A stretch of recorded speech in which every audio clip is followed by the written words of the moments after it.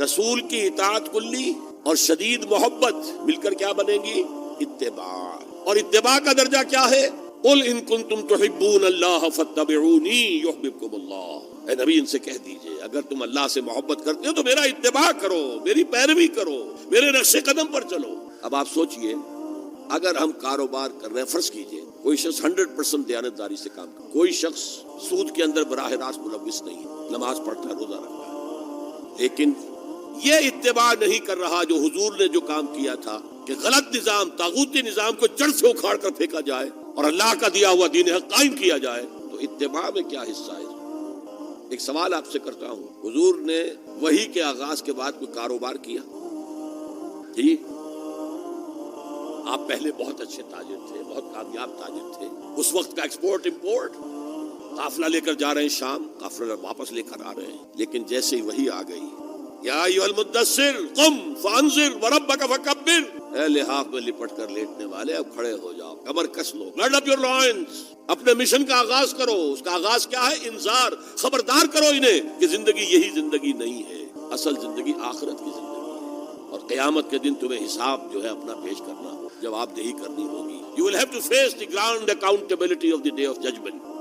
یہ انذار سے بات شروع کرو، وَرَبَّكَ فَكَبِّرْ، اور جو ہدف ہے مقصود کیا؟ اللہ کو بڑا کرو، یعنی اس کی بڑائی نافذ کرو. پارلیمنٹ میں بھی اس کا حرف آخری ہو، لِتَكُونَ كَلِمَةُ اللَّهِ هِيَ الْعُلْيَا، تاکہ اللہ کا کلمہ سب سے اونچا ہو جائے.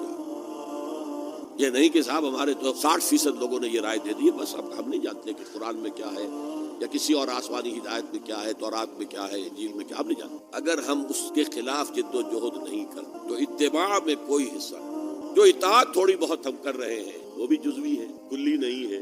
اسی لیے دنیا کی رسوائی وہ تو ہمارے ماتھے پر لکھی ہوئی، ضربت علیہم الذلۃ والمسکنۃ وباؤوا بغضب من اللہ. آج ہمارا حال یہ ہے.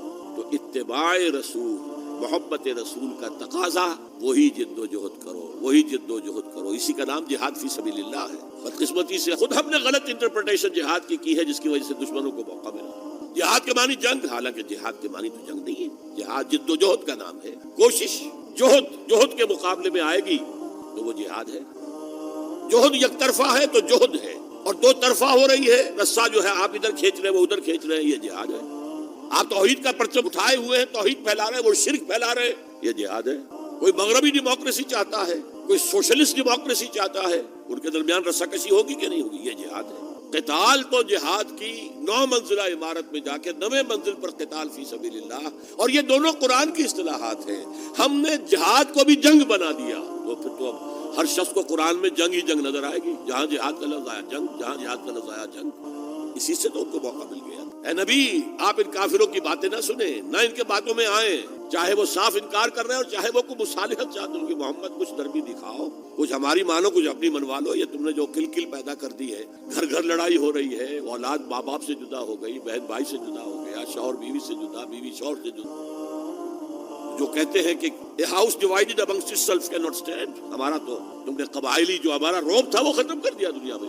لہذا ایسا کرو، کچھ مصالحت کرو، کچھ اپنی منوا لو، کچھ ہماری. قرآن نے کہا وَدُّوا لَوْ تُدْهِنُ فَيُدْهِنُونَ فَلَا تُطِعِ الْمُكَذِّبِينَ. ان کی بات نہ سنیے. تو جہاد تھا جو ہو رہا تھا، جس کے لیے میں نے رات تقریر ہے، جہاد بالقرآن. فَلَا تُطِعِ الْكَافِرِينَ وَجَاهِدْهُمْ بِهِ جِهَادًا كَبِيرًا. یہ سورہ الفرقان کی آیت ہے نمبر 52. اور شروع کیسے ہوتی ہے سورہ الفرقان؟ تبارک الذی نزل الفرقان علی عبدہ لیکون للعالمین نذیرا.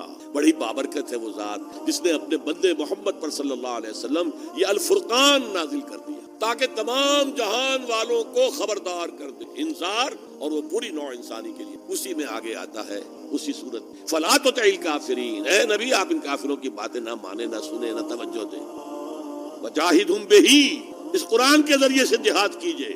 12 برس مکے میں قرآن کے ذریعے سے جہاد. تلوار تو نہیں اٹھی، الٹا حکم یہ تھا کہ چاہے تمہارے ٹکڑے کر دیں، چاہے تمہیں آگ میں جلا دیں. You don't have to raise hands even in self defense.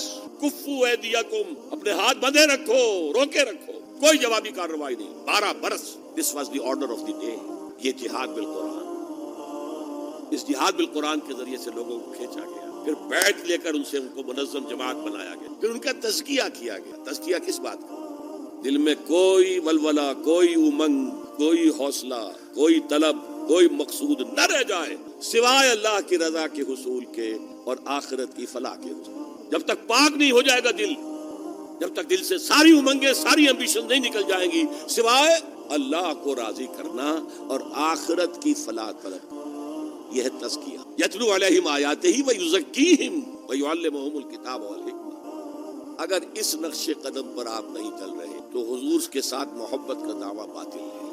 آپ مسلمان ہیں، ٹھیک ہے، آپ مانتے ہیں انہیں اللہ کا رسول اور آپ درود بھی بھیج دیتے ہیں، نماز میں بھی درود ابراہیمی ہے، سب کچھ ہے، لیکن یہ ہے کہ اتباع رسول، محبت رسول کے بغیر